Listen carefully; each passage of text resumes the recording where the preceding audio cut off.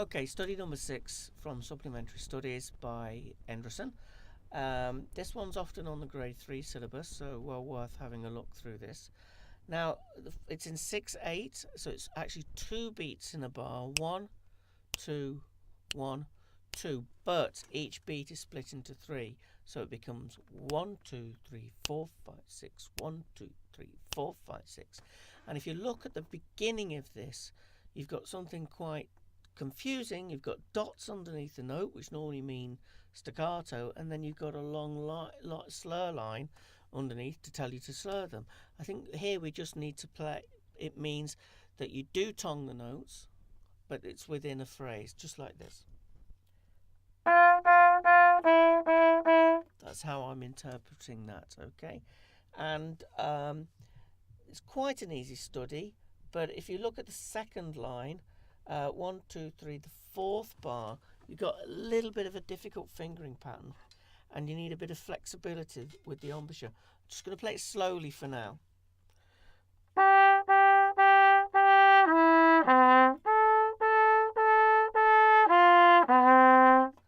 Okay, so what I would do to practice that flexibility in the second bar there, where it's going from B to G to D, you can actually play all that on 1 and 3.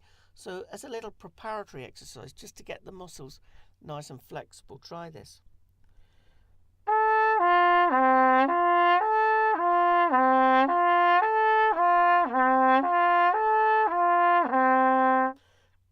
And if you do that a few times a day, it should help your flexibility. And then even though the other patterns are not all on the same valve, it should help you to be able to negotiate those slurs.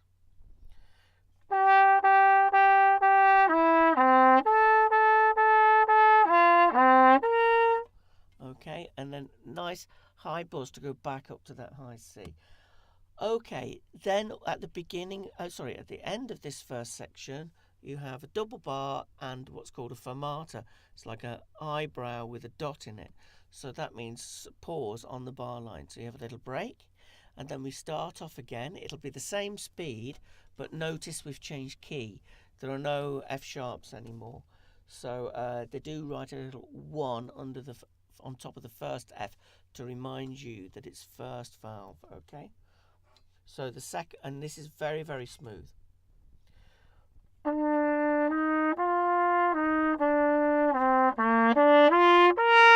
And notice there's a big crescendo there, and that comes a couple of times here. You've also got on the 1 but last line a pause on the D sharp. And I think it's nice if it's not written, but if we do a little slowdown or a rallentando up to that point. So say the penultimate line would go something like this.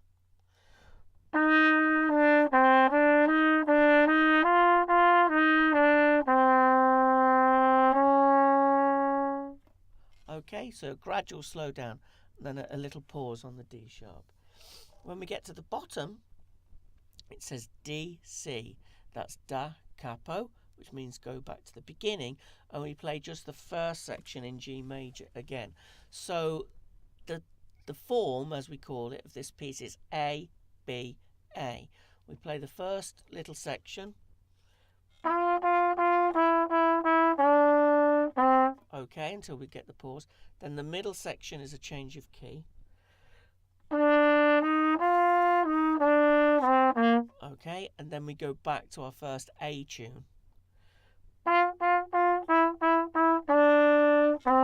So the musical form is A, B, A, and that's a really common form for music to be written in. And if you're ever having a go at composing anything for yourself, you should think about how the music balances it. Is it A, B, A, B, B, A? There's lots of different types of form that you can learn about and try yourself. So I'm going to perform the whole thing, and notice it'll be A, B, A.